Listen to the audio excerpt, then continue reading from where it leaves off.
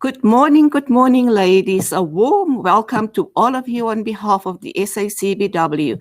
This is the first presentation of a three-part series introducing all of you to the interesting field of mentoring. My name is Nadia Karalison, and I'm a proud member of the SACBW, the oldest women's business formation in the country. Today's presentation is roughly divided into 5 sections. And just a reminder to all of you, this is only an introduction. We will cover the topics of you being a mentor, dealing with a mentee in the next 2 presentations as well. The first question that all of you can ask is, what is mentoring about? And as you can all see there, mentoring is nothing else but to develop other people. It's a process and definitely not a once-off event. Mentoring has to do with the unblocking of the mentee's ability to reach his maximum or her maximum. What we are dealing with here is you as a mentor and as a mentee, that we're dealing with continuous learning, lifelong learning.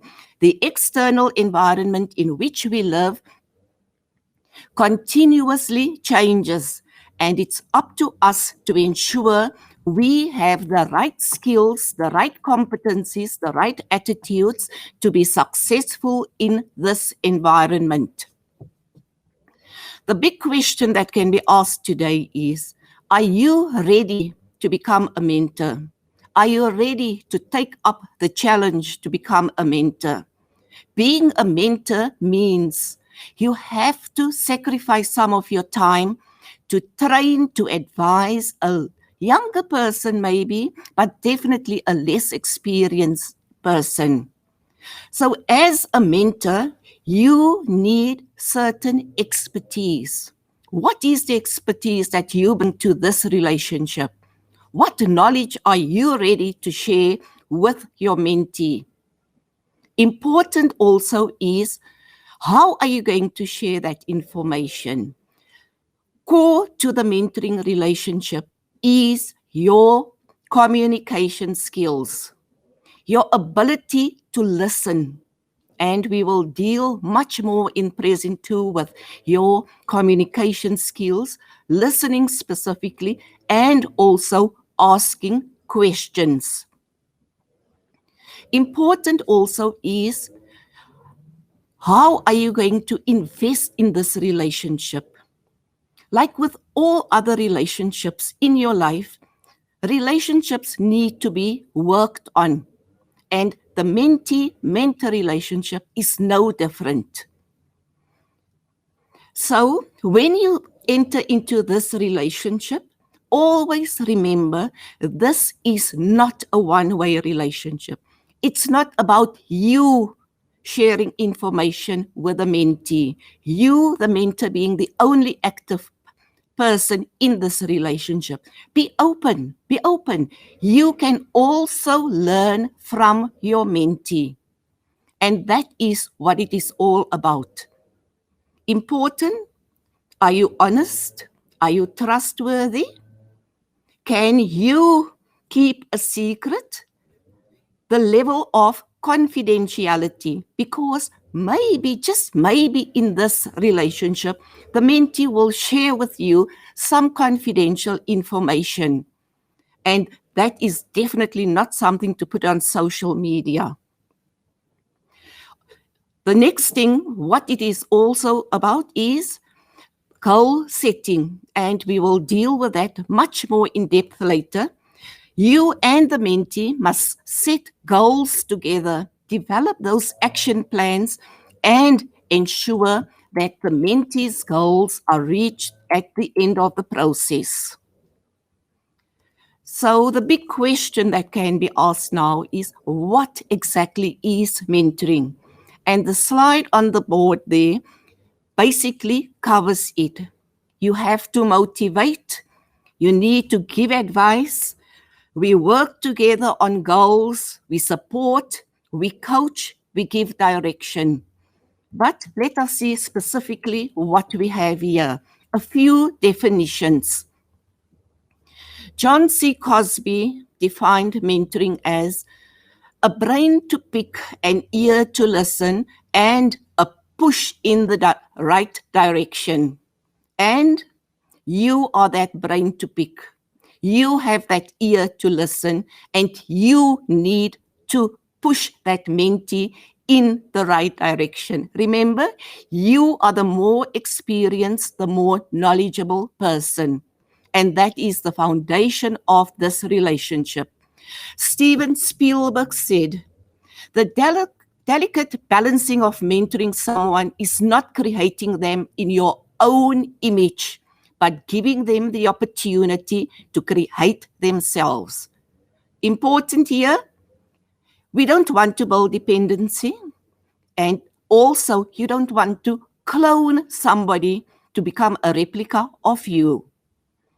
Mentoring expert David Clutterberg, offline, online, said it's about helping another person, making a significant transition in knowledge, work, and or thinking.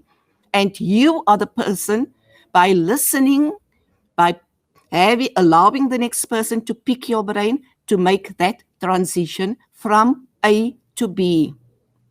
And lastly, mentor is more experienced, but willing to share knowledge with someone less experienced in a relationship of trust. And I need to emphasize trust.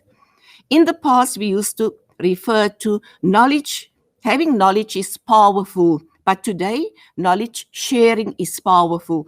And you will become powerful by sharing your information, your knowledge, your expertise with a next person. So in a nutshell, mentoring is always a process consisting of two or more parties. You, the mentor, the more experienced, the more knowledgeable, and the mentee, the less experienced. But remember, we also provide for group mentoring when you can work with more than one mentee. It's a process and not a once-off event. Rome was not built in one day. The process is, number two, always relationship-based. And that relationship is underpinned by mutual trust, mutual respect, and always support. Each of you involved in that relationship, you, the mentor, and the mentee, must have clear roles and responsibilities. And this is what we will come back to also later when we deal with ground rules. The second presentation deals in depth with communication. In any relationship, communication. How we communicate with one another. Open, clear, and in an honest manner. And then the last part is also both parties, you, the mentor, and the mentee, collaborate. You meet on a regular basis. You work together. You set goals together, and you agree on those goals, how we are going to achieve that together. Mentoring is about making a difference, and you as the mentor has that responsibility. It's not something to be taken lightly. It's not only about passing on or sharing knowledge and experiences. Important is you have to motivate, you have to empower, and help support with goal setting and the implementation of that. Mentoring can be complemented with coaching, facilitation, therapy, tutoring, even networking. It depends on the needs of the mentoring. Always remember, mentors, that you as a mentor even have your shortcomings. Mentoring, while it can be supplemented with coaching, with counseling, with networking, you are not necessarily a trained counselor. Remember your own limitations. And sometimes it's better to refer somebody who is in need of counseling, a psychologist, a psychiatrist, to refer them to the correct people. But don't overstep also what you are not trained to be. Mentoring then is definitely not cloning the next person into yourself. Important. It may take less time doing it on behalf of them. That way, the mentee will remain dependent on you. And also take note, mentoring is not counsel or therapy. Unless you are a trained psychologist, trained in that area, don't venture into it. All individuals have certain limitations. I have mine, you have yours, so be aware of that. Your role is always guide the mentee to a more specialized avenue, areas in which you are not trained for.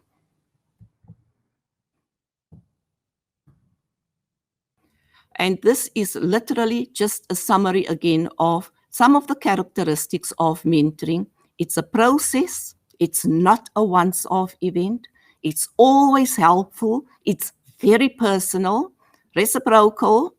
Mentoring allows for building relationships, focusing on the achievement of goals, and providing emotional support where it is needed. It's relationship-based. I cannot emphasize this more. So get yourself ready to get into this relationship with a new person. Maybe it's somebody you don't know, but it is something that we all, both parties, have to work on. And central to that relationship is communication, and it is one about sharing. And maybe we can just learn from this also for our personal relationships. Just a thought. A lot of people have gone further than they thought they could because somebody else thought they could. You are that someone else. You have to inspire that mentee. You have to build that confidence in that mentee. You have to unblock those blockages, negative thoughts, all of those things that stand in the way of that mentee to achieve his or her goals. And it is something definitely to reflect on. Those people, sometimes we can come up with our own examples, the people who have made differences in our lives. The next point is here, we will deal with mentoring pillars. And the first pillar of a successful mentoring relationship is both parties, that is you and the mentee or mentees, must agree on ground rules that will govern the relationship. The ground rules here we refer to how often you will meet, when you will meet. If the mentee has, for example, homework to do, then you expect that person to do those things. And you and the mentee must come to some agreement on what those ground rules are. The second pillar, and this is such an important pillar, is your mindset.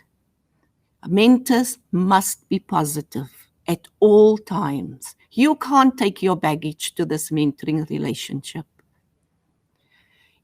Second point under mindset, be realistic in your goal setting.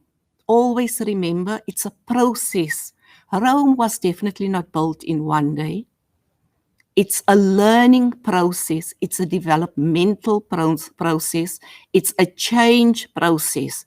And those things take time. So be realistic with the goals you set. Here we talk about short, medium, and the long-term goals, and more about that in presentation 3. As mentor, you always have to be focused and committed to what you want to achieve with that mentee. You are going to make sacrifices, so please make sure you have the time to not only start the process, but complete it as well. Pillar number 3, your purpose and the goals. Remember, you enter this mentoring relationship, you have certain goals in mind, you have also a purpose. And that purpose is not only to put it on your CV. Right. The mentee will also enter this relationship with certain goals, short, medium, and long-term goals. So the mentoring relationship will always be underpinned by purpose and goals. And every session that you have will have a specific purpose, will have a specific goal that you work towards achieving. Pillar number 4, and I think you all know it by now, communication. Core to the success of mentoring. It has to be regular and effective, open and transparent.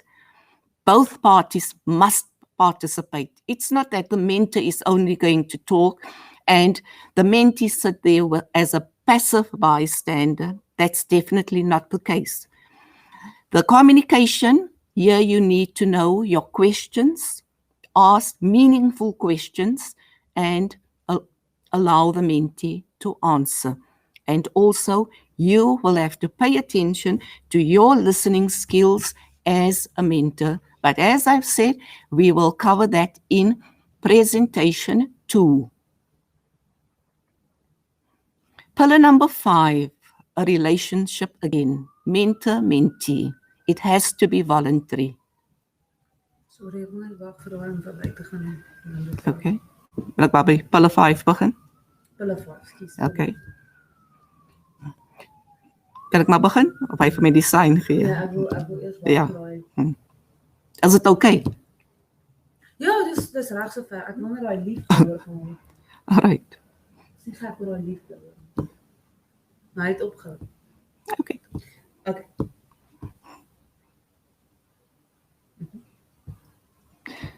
Pillar number 5, the relationship which I've referred to earlier. The mentoring relationship is voluntary. Nobody forces anyone to participate in it. That relationship is one of mutual trust and respect, like all other relationships. You need to make provision to grow. You grow and the mentee grow and develop. Honest, and as I've said earlier, confidential. The mentee may share with you things which you will have to keep to yourself and not go and share with the rest of the world. And important is also to agree and set boundaries so that no one, not you, not the mentee, overstep those boundaries. Number 6 pillar, it is a process, not an event. It is planned. You can't go into that session with a mentee and you have no idea what you are going to do. You have to prepare yourself. There must be clear timelines by when you want to achieve a certain goal or an objective. The mentee is part of that process, and to a certain extent we can say drives the process, because it is after all about the development of the mentee, and you, the mentor, must support the mentee in achieving her goals.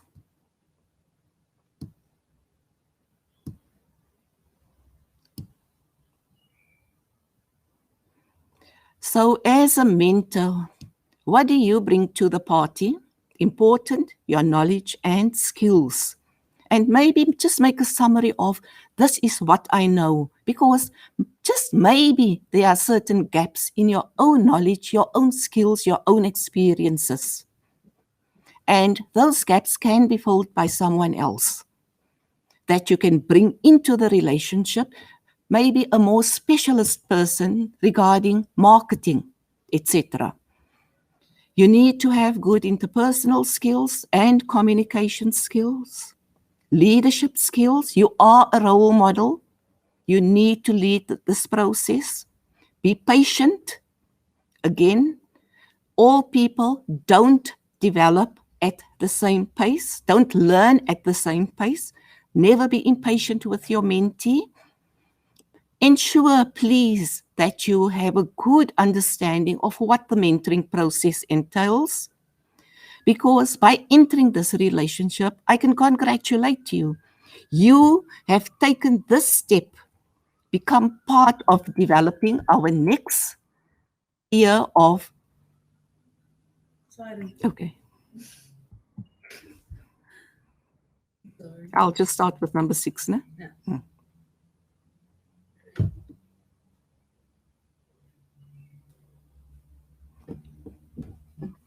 Number 6. Kan ek maar begin? Yeah. Congratulations for taking this step. Your commitment to developing this next tier of entrepreneurs, leaders, business women, and that is important. This country needs more small business people, and we can just congratulate you. The next section focuses on you, the mentor, and we'll talk much more about it in the next 2 presentations. Just look at that picture. A confident woman, look at her shoulders, and for me, that is possibly why I downloaded that from the internet, because that's what we need. Confident businesswoman who can lead this process, this business revolution. An interesting quotation I came across. When people tell me they've learned from experience, and that we all know is a cliche, I tell them the trick is to learn from other people's. Another quotation to go and reflect on. And that second part, that is where you fit in. You will share your experiences with the mentee. You will provide direction. You've learned already, and it's almost providing the mentee with a shortcut. You don't have to go that long route and do things in a certain way. I will guide you because I have been there already. The mentor empowers a person to see a possible future and believe it can be obtained. Another important mentor definition. Your role is to empower. Your role is to provide support, to motivate, and to make sure that those goals that mentee never thought is possible can be obtained.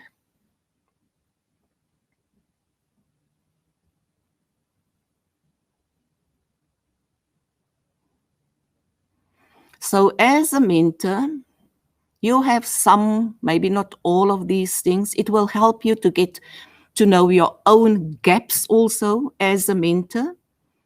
We've referred earlier to you being a role model, and I can just ask, are you ready for this? Look again at your knowledge and expertise, experiences. You've got that locked up somewhere, but now you have to go and share that with the next person. Your commitment to develop the mentee.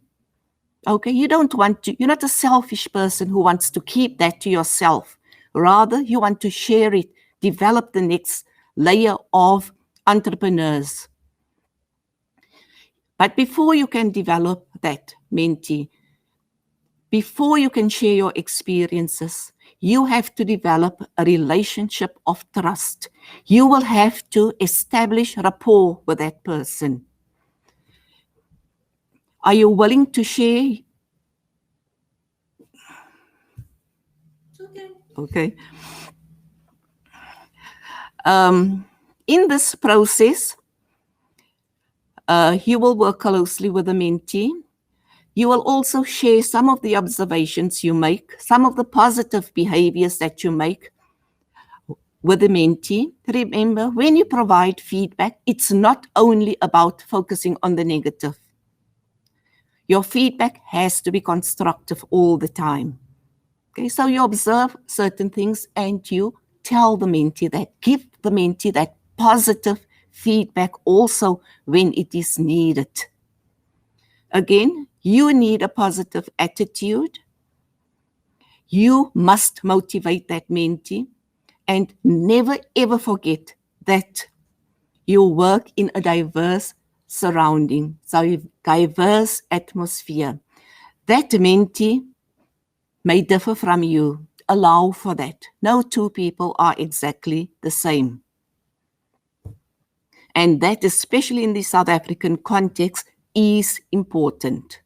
So have a look at that and see what possibly are some of your shortcomings.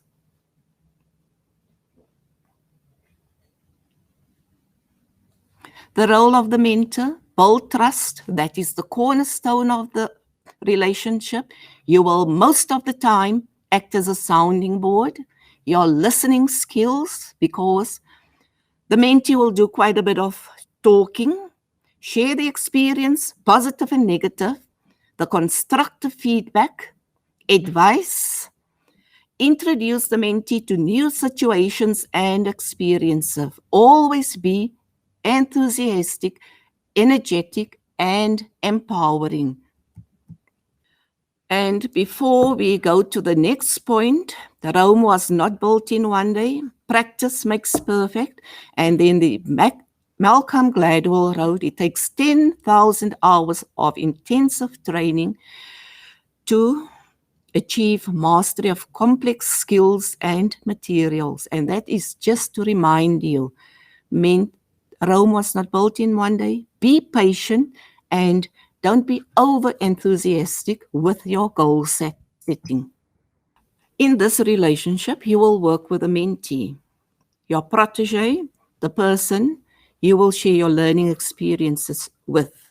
And that mentee, remember, it's a voluntary relationship, enters this relationship because he or she wants to learn from you. He or she is committed to learning and to developing his or herself.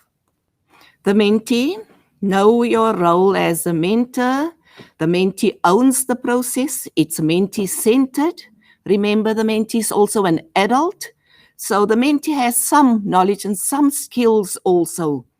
So it's not a case of you pouring some information, knowledge, or skills into the mentee. So just be aware with that also. Active participation, the mentee cannot be passive, cannot sit there as a passive bystander. And you need to create the environment in which that mentee, that next person, can be active, can demonstrate to you he or she has mastered certain things and can do it on her own. So it's a case of developing, or rather identifying the skills, knowledge needed for the goals that have been agreed upon that need to be achieved. It's about guiding, helping, communicating with the mentee how those goals can be achieved.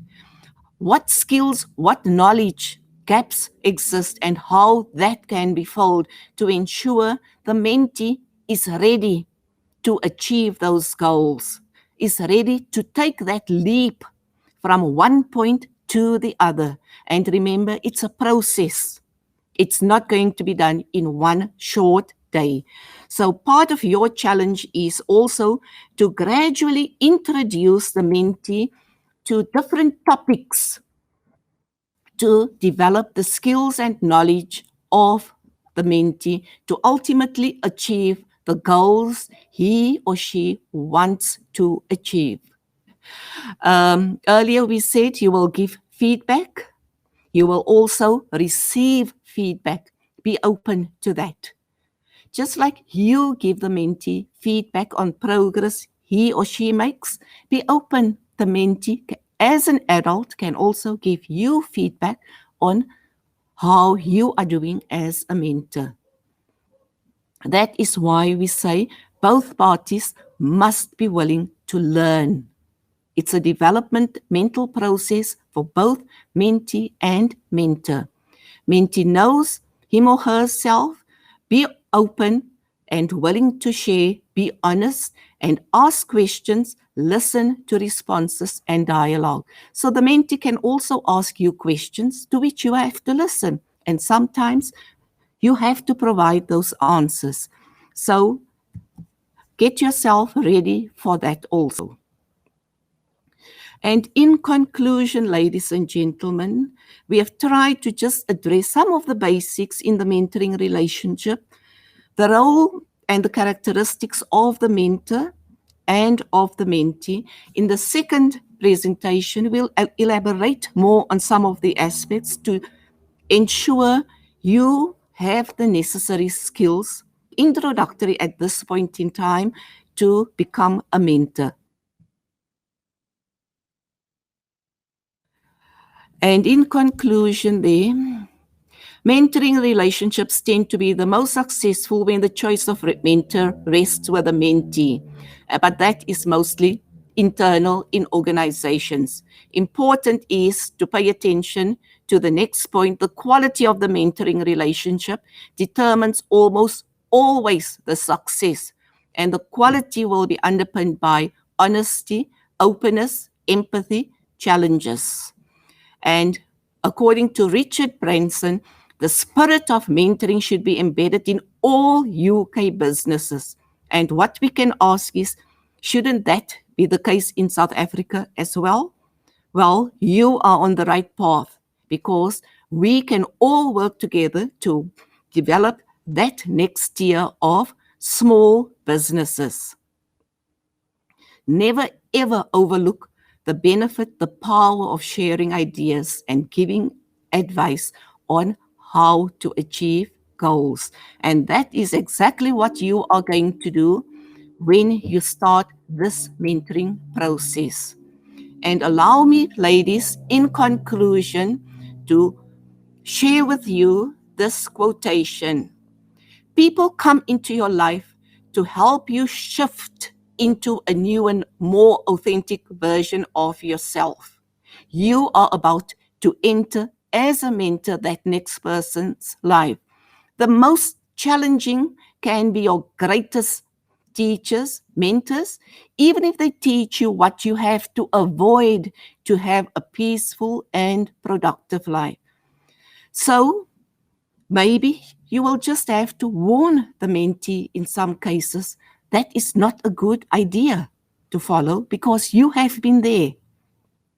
Number 3, then there are those who magically enter your life with divine synchronicity to help direct you to the fulfillment of your dreams. And I think we all have experienced that. It's almost sometimes God sent somebody to help you when you needed that person most.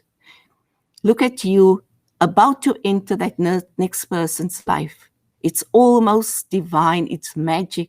It's maybe God who's going to send you to help that person realize her dreams. Today, say goodbye to the reflection of your shadow in others and follow the light bringers. Magic is a food greater than what you think. Thank you, ladies and gentlemen. And I'm looking forward to sharing with you the second presentation dealing with going into more depth into some of the areas like communication, etc. And we allow for feedback. Questions, comments can be sent to admin@sacbw.org. We're looking forward to that and we will definitely respond to each and every question.